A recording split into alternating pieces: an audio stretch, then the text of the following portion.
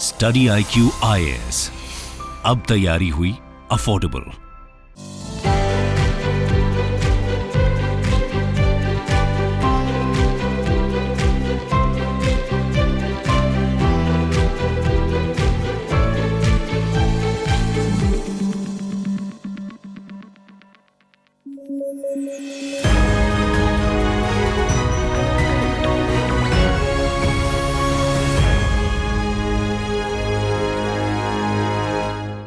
नमस्कार, news at 9 programme में आपका स्वागत है। मैं हूं अमृत उपाध्याय। आइए सबसे पहले डालते हैं आज की हेडलाइंस पर नजर।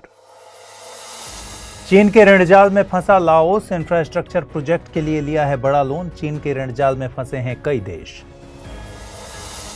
संत त्यागराज को लेकर संसद में कहा सुनी, हिंदी साम्राज्यवाद को लेकर उठे सवाल। कर्नाटक संगीत की त्रिमूर्ति में शामिल हैं त्यागराज।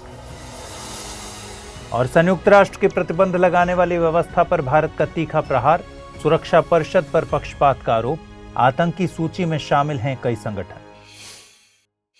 चलिए खबरों की शुरुआत करें। उससे पहले आपको यह बता दूं कि अगर आप इस बुलेटिन को PDF फॉर्मेट में पढ़ना चाहते हैं तो आप टेलीग्राम चैनल अमृत उपाध्याय 007 पर जाइए, यानी कि मेरे टेलीग्राम चैनल पर जाइए, वहां आपको इसका PDF मिलेगा। आइए खबरों की शुरुआत करते हैं। हाल ही में खबर आई है कि लाओस भी चीन की डेट ट्रैप डिप्लोमेसी का शिकार हो गया है।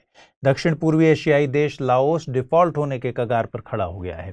फाइनेंशियल एक्सपर्ट्स की रिपोर्ट्स के मुताबिक लाओस ने अपने बड़े स्तर के इंफ्रास्ट्रक्चर प्रोजेक्ट के लिए चीन से बहुत बड़ा लोन लिया है। इस बीच अंतर्राष्ट्रीय रेटिंग एजेंसी मूडीज ने लाओस की क्रेडिट रेटिंग को घटाकर CAA3 कर दिया था और साथ ही ये कहा कि लाओस एक बड़े ऋण भार से दबा हुआ है और इसका फॉरेन रिजर्व बाहरी ऋण को कवर करने के लिए पर्याप्त नहीं है। वर्ल्ड बैंक की अप्रैल में प्रकाशित रिपोर्ट के मुताबिक प्रारंभिक एस्टिमेट इंडिकेट कर रहे हैं कि लाओस का पब्लिक और पब्लिकली गारंटी ऋण इसकी 2021 की GDP का 88% है। इस ऋण की वैल्यू $14.5 बिलियन है, जिसका लगभग आधा हिस्सा चीन ने ऋण के रूप में दिया है। चीन ने लाओस के बड़े रेल प्रोजेक्ट में निवेश किया है।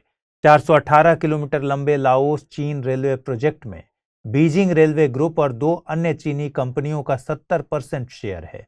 इस प्रोजेक्ट को चाइनीज व्यापार के लिए एक चैनल के रूप में देखा जा रहा है। यह रेलवे प्रोजेक्ट चीन को थाईलैंड, वियतनाम, म्यांमार, मलेशिया और सिंगापुर से कनेक्टिविटी देगा। इससे दक्षिणी चीन को बंदरगाहों और निर्यात बाजारों तक अधिक पहुंच मिलेगी और लाओस की अर्थव्यवस्था चीन और अन्य यूरोपीय बाजारों तक पहुंच सकेगी। यह प्रोजेक्ट लाओस में परिवहन लागत को कम करेगा और एक्सपोर्ट और टूरिज्म जैसे क्षेत्रों को बूस्ट करेगा और GDP रेट को बढ़ाने में मदद करेगा।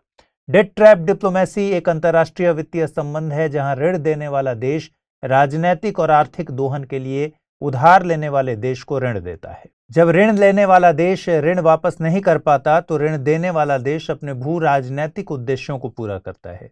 गौरतलब है कि पहली बार एक भारतीय ब्रह्म चेलानी ने बताया था कि चीनी सरकार भू राजनीतिक उद्देश्यों के लिए छोटे देशों को कर्ज के जाल में फंसाकर कैसे लाभ कमाता है। चीनी विदेश नीति के आलोचकों का तर्क है कि हम्बनटोटा अंतर्राष्ट्रीय बंदरगाह और मट्टाला राजपक्षे अंतर्राष्ट्रीय हवाई अड्डे के निर्माण के लिए चीन के एक्सिम बैंक द्वारा श्रीलंका को दिए गए ऋण डेट ट्रैप डिप्लोमेसी के उदाहरण हैं। चीन ने जहां एक तरफ मलेशिया के प्रोजेक्ट्स में $22 बिलियन का वित्त पोषण किया, वहीं मालदीव पर चीन का $3.5 बिलियन का कर्ज बकाया है। इसमें सरकारी ऋण, निजी ऋण और सॉवरेन गारंटीज में $1.5 बिलियन शामिल हैं। मालदीव के पूर्व राष्ट्रपति ने भी कहा है कि चीनी डेट ट्रैप एक आर्थिक और मानवाधिकार का मुद्दा है। हाल ही में राज्यसभा सभापति और उपराष्ट्रपति M वेंकैया नायडू के विदाई भाषण के दौरान संसद में तमिल संत और कवि त्यागराज का नाम चर्चा में आया। इनके नाम को लेकर सांसद जयराम रमेश ने कहा कि तमिल नाम त्यागराजा दिल्ली में त्यागराज हो गया। उन्होंने कहा कि श्री नायडू का होने वाला नया निवास जिस रोड पर है उस रोड का नाम गलत लिखा गया है। उन्होंने हिंदी साम्राज्यवाद को गलत नाम लिखे जाने का कारण बताया। जयराम रमेश ने नायडू जी से आग्रह भी किया कि इस नाम को ठीक तरीके से लिखा जाए। श्री नायडू ने कहा कि त्यागराज एक महान संत और कवि थे और तमिलनाडु और कर्नाटक के लोग उनके संगीत को बहुत पसंद करते हैं। उन्होंने आश्वासन दिया कि इस मुद्दे को वो पर्सनल लेवल पर भी देखेंगे। त्यागराज तमिलनाडु के तंजावुर के थिरुवैयारू गांव में पैदा हुए थे। उनके जन्म स्थान में मंदिरों में भगवान शिव को त्यागराज के रूप में पूजा जाता है। इसलिए जन्म के समय त्यागराज का नाम त्याग ब्रह्मम रखा गया। त्यागराज को कर्नाटक संगीत के 3 प्रमुख संगीतकारों में से एक माना जाता है। मुथुस्वामी दीक्षित और श्यामा शास्त्री के साथ त्यागराज को कर्नाटक संगीत की त्रिमूर्ति कहा जाता है। त्यागराज ने भगवान विष्णु के अवतार भगवान राम की स्तुति में संगीत की रचना की है और हजारों कृतियों के बोल लिखे।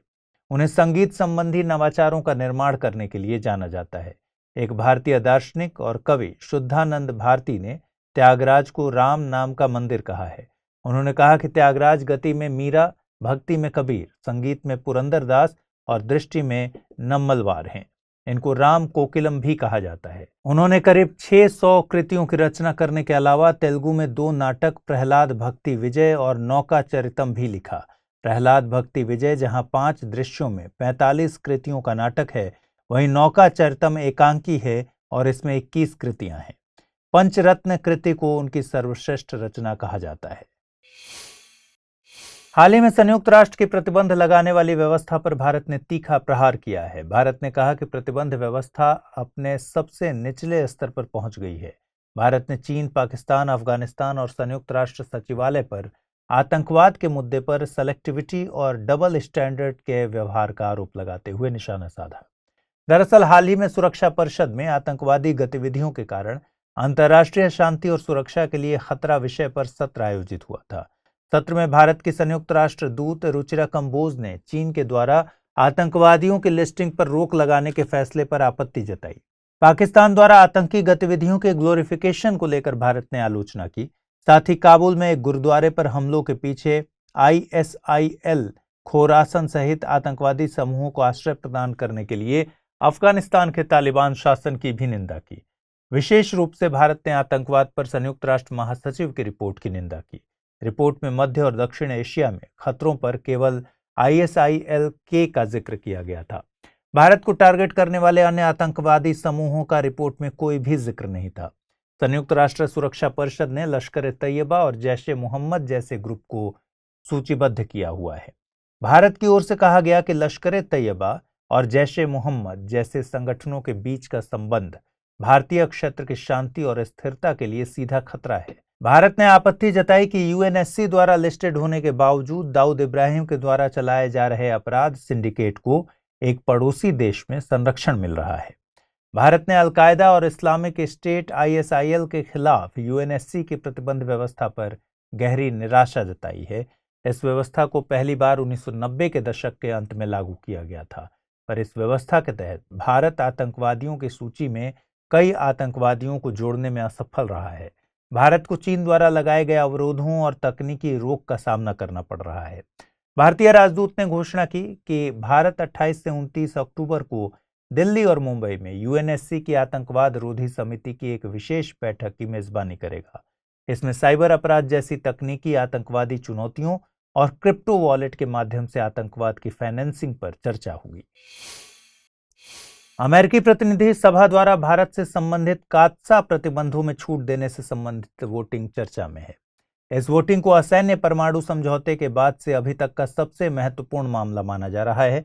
अमेरिका के डेमोक्रेटिक सदस्यों ने इस बारे में कहा है कि अमेरिकी राष्ट्रपति जो बिडेन प्रतिबंधों में छूट की प्रक्रिया में तेजी लाएंगे, क्योंकि उनके पास राजनीतिक लाभ और कांग्रेस के 300 सदस्यों का समर्थन है। कात्सा अमेरिका का एक संघीय कानून है। इसका full form countering America's adversaries through sanctions act है। इस कानून के तहत अमेरिकी सरकार ईरान, उत्तर कोरिया या रूस के साथ सैन्य लेन देन करने वाले किसी भी देश पर प्रतिबंध लगा सकती है। इस कानून के आधार पर अमेरिका किसी भी राष्ट्र पर आर्थिक और वित्तीय पेनाल्टी लगा सकता है। 2014 में रूस के क्रीमिया पर कब्जा करने और 2016 के अमेरिकी राष्ट्रपति चुनावों में रूस के हस्तक्षेप के कारण अमेरिका किसी भी देश पर पेनल्टी लगा देता है जो रूस के साथ हथियारों की खरीदारी करता है। यह कानून अगस्त 2017 से लागू है। अक्टूबर 2018 में भारत ने रूस से S-400 Triumf surface to air defence missile system को खरीदने के लिए $5 बिलियन अमेरिकी डॉलर के सौदे पर हस्ताक्षर किए थे। तत्कालीन अमेरिकी प्रशासन ने भारत को स्पष्ट चेतावनी भेजी थी कि वो कात्सा एक्ट के तहत बड़े आर्थिक और वित्तीय प्रतिबंध लगा सकता है। हालांकि प्रतिबंधों से छूट के कारण भारत पर प्रतिबंध नहीं लगाए गए थे। रशिया ऐतिहासिक रूप से भारत का हथियार और संबंधित तकनीकों के प्रमुख आपूर्तिकर्ताओं में से एक रहा है। भारत अभी भी रूसी हथियारों पर बहुत ज्यादा निर्भर है। 2020 के लिए सिप्री के आंकड़ों के मुताबिक रूस भारत के कुल सैन्य आयात का लगभग 50% हथियार निर्यात करता है। पहले भी भारतीय तेल कंपनियों ने कात्सा की अनदेखी करते हुए ईरान से कच्चे तेल की खरीद की थी। ईरान से तेल खरीदने के भारत के फैसले पर अमेरिका ने भारत को प्रतिबंधों की धमकी भी दी थी। इसी प्रकार 2020 में तुर्की को S-400 मिसाइल डिफेंस सिस्टम की डिलीवरी लेने के लिए कात्सा प्रतिबंधों का सामना करना पड़ा।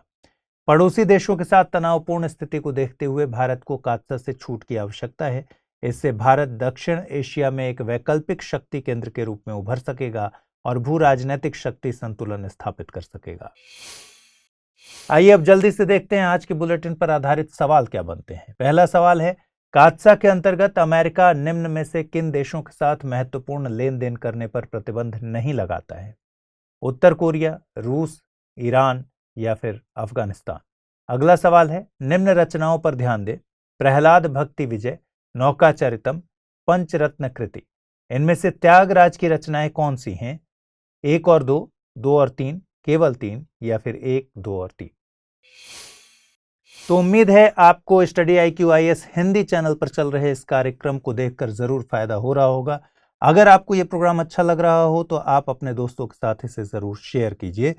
आज फिलहाल बुलेटिन में इतना ही रखते हैं। कल यानी रक्षाबंधन के दिन छुट्टी रहेगी, इसलिए कल आपसे मुलाकात नहीं होगी, लेकिन रक्षाबंधन के ठीक अगले दिन आपसे फिर से मुलाकात होगी इसी समय पर। अपना ख्याल रखिए, ठीक से पढ़ाई कीजिए। नमस्कार।